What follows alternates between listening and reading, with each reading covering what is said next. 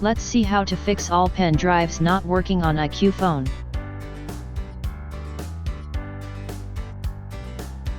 This is a Type-C USB pen drive.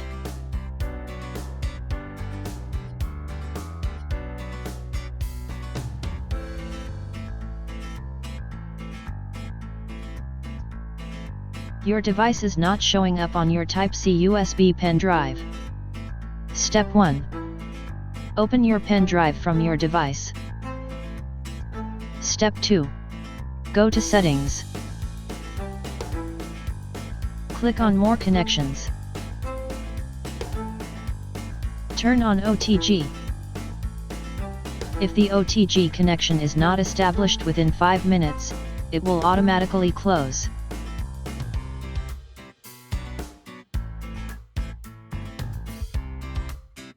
Your USB pen drive is now showing.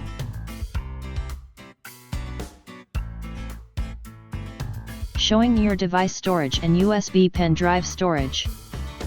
Now you can transfer any file you want.